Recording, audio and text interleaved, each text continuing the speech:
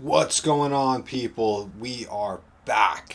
And today's video, I'm going to tell you how to know if you're training hard enough or training too much. Both sides of the coin. So, most people think they're training hard, but they're not even close. And that's exactly why they're not seeing the results that they would expect to see. Because the difference between making progress and staying stuck where you're at isn't necessarily your program, it's your intensity. Effort trumps everything else. So here's the issue: most people don't actually know what hard training is, what it feels like, what it looks like. They do things like stop sets way too early. They're like, oh, I was within one rep of failure. No, you weren't. You could have done 10 more reps. Just watching you. They leave too many reps in the tank. They just move weight from point A to point B and swing it around. When they get uncomfortable, they quit. We want to push into that pain. So your body is going to do everything possible to remove itself from being in pain. Your body doesn't want to be in pain or be uncomfortable. So making sure that when we're doing our reps, we're pushing into where we feel the muscle the most and not letting it stray away from that, that is going to produce the best results, the best progress.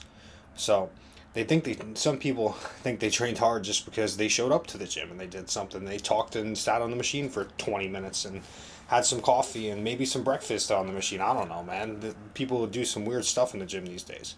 But showing up is just the bare minimum.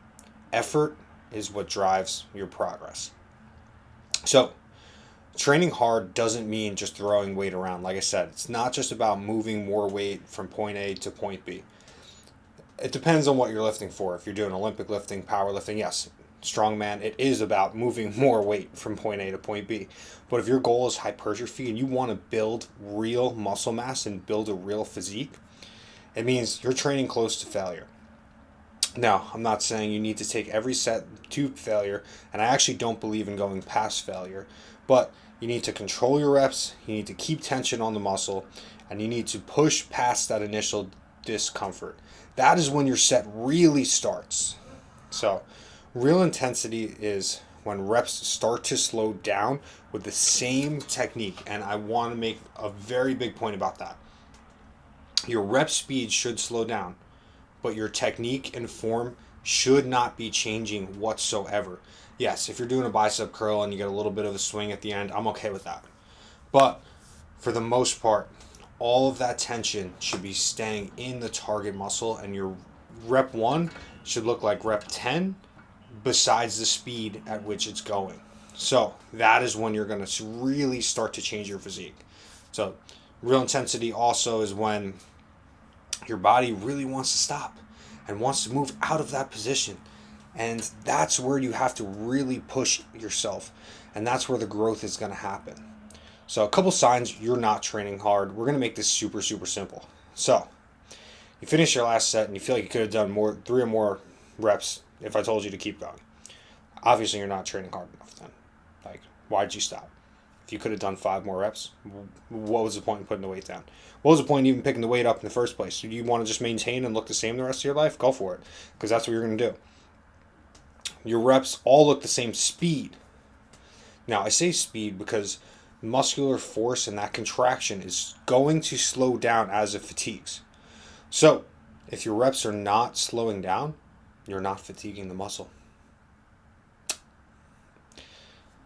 You don't feel the target muscle working. This is a huge one. It's like, oh, hey, where'd you feel that? And they're doing like a lat pull down. Like, oh, in my ear. Like, well, are you trying to work out your ears or your lats? So it's like, yeah, definitely should feel it where you're supposed to. You've never trained to failure. I think it's important to train to failure so that you know what that really feels like, and then you don't need to train till absolute failure every single set, every single session. But I think it is really important early on in your training age to make sure that you're taking some sets to failure so that you know what failure feels like. How do you know you're 2 reps shy of failure if you've never trained to failure? You can't judge that. So yeah, If every set's feeling kind of easy and you're kind of just going through the motions, and like at the end of the session you're like, yeah, I probably didn't train that hard today, you're not giving your body a reason to grow. Your body doesn't want to change. Your body likes homeostasis. You have to force it to change. A couple signs you are training hard enough, though. Here's what it should look like. The last 2 to 3 reps are starting to slow down. It's a grind. It shouldn't take 30 minutes for the rep to come up, but you should be slowing down. If you watch your first rep and watch your last rep, the time of them should be a little bit different. Form is still controlled, but reps slow down. That is exactly what we're looking for. That is consistency. That is where you're going to get the most progress. Again, form is consistent. It is controlled, but the rep speed should be slowing down. Feel a strong contraction in the target muscle. This is another big one. Again, if you don't feel it, you need to fix it. You're mentally locked in during the set. If you're not really focusing. So, side note, before we get into that, the reason a lot of people wear like these big noise canceling headphones in the gym, me being one of them, it's like during that hour and a half hour that I'm training, I don't want to think about anything else. I don't want to hear anything. I don't want to see anything. I want to be connected with my body. So that is the easiest way for me to do so, is block everything else out. That's why I wear these big headphones. I don't really care what's on. It's not the music that's hyping me up. It's just this keeps me zoned in, keeps me focused. Same way if you were working and you needed to focus on writing a project or something, you put your phone down. So don't be sitting on your phone the whole time you're in the gym. Like, focus, get your mind right, take a few minutes before your session to visualize.